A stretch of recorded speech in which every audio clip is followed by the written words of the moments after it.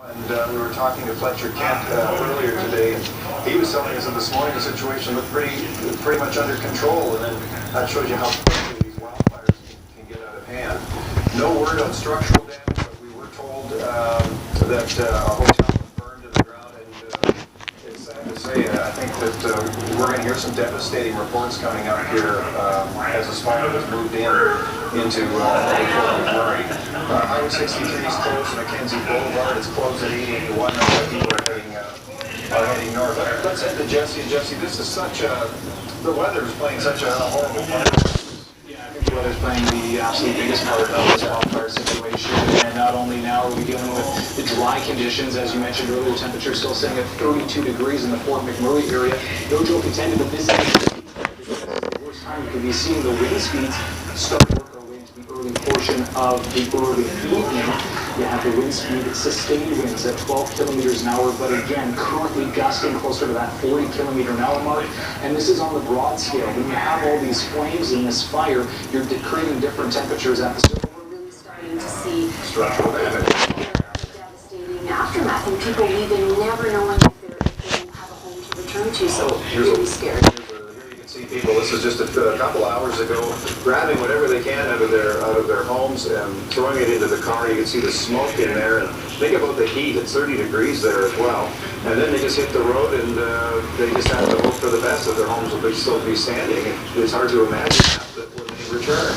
So people listen here and see what's going through people's minds.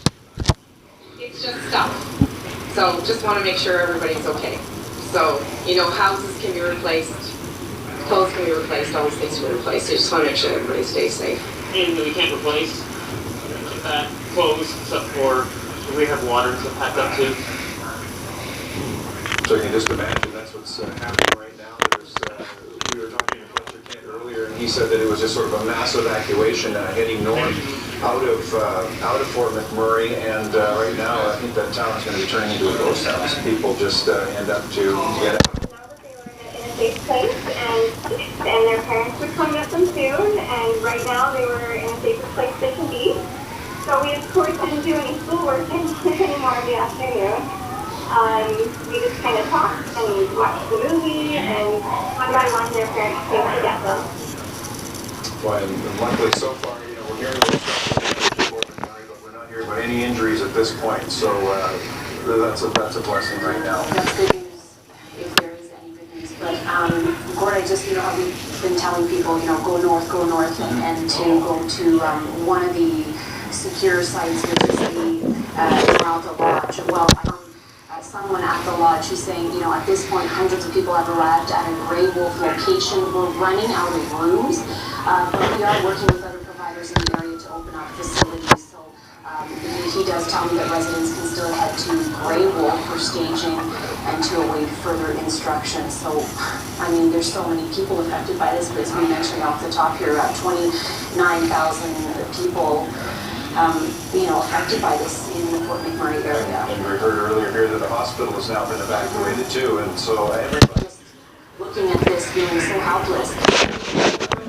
When we were listening to Fletcher earlier, I mean, it's hard not to kind of tear up and just to see everything that's going on, because and it's not over yet. That's exactly the problem is that the winds are creating such havoc here right now. It's shifting things around, and there's no way to know where this fire is going to end up. And one thing that we were hearing though, and this is a real hats off to the city officials saying that this evacuation is massive. There's thousands of people leaving here, and he wants to break the air, and the fire chief, they were talking on social media, and they were telling people that, you know, just be prepared for staying here.